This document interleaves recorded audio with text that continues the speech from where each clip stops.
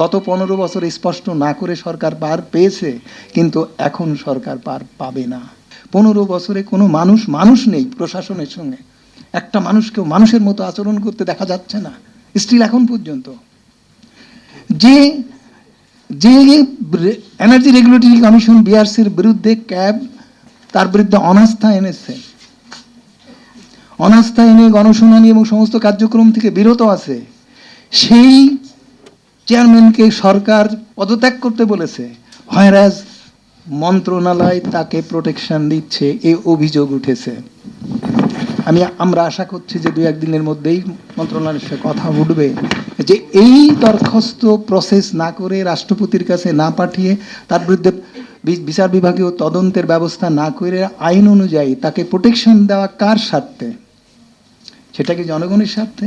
আগেই বলেছি দরিদ্র মানুষের কথা বলবো না, মানুষের সুখ দুঃখের কথা বলে সহানুভূতি চাইবো না, অধিকার প্রতিষ্ঠার লড়াইটা করব। কেন এই জিনিসটা? রেগুলেটরি কমিশনের সঙ্গে সঙ্গে দুর্নীতি দমন কমিশন আরো অনেককেই পদত্যাগ করতে বলা হয়েছিল, তারা পদত্যাগ করেছে। রেগুলেটরি কমিশনের চেয়ারম্যান পদত্যাগ করেনি, কারণে তিনি আশ্বাস পাচ্ছেন যে তাকে রেখে দেওয়া হবে। কে তাকে আশ্বাস দিচ্ছে? কার প্রয়োজন হয়েছে যে ওনার মতো লোকজনদেরকে রেখে দিতে হবে? কেন রেখে দিতে হবে তাই স্পষ্ট করতে হবে। গত 15 বছর স্পষ্ট না করে সরকার পার পেয়েছে, কিন্তু এখন সরকার পার পাবে না।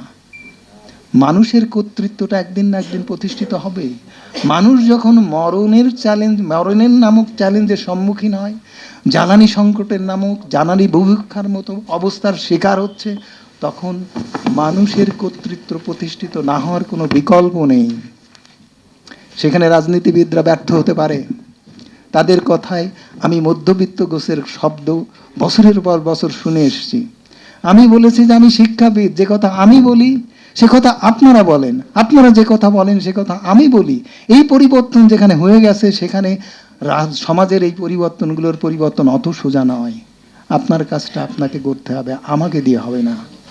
তাদেরকে আজকে অনেকগুলো রাজনীতিবিদ আছে আমি পেয়েছি, আমি খুব খুশি হচ্ছে যে কথাটা তাদের শোনাতে পাচ্ছি।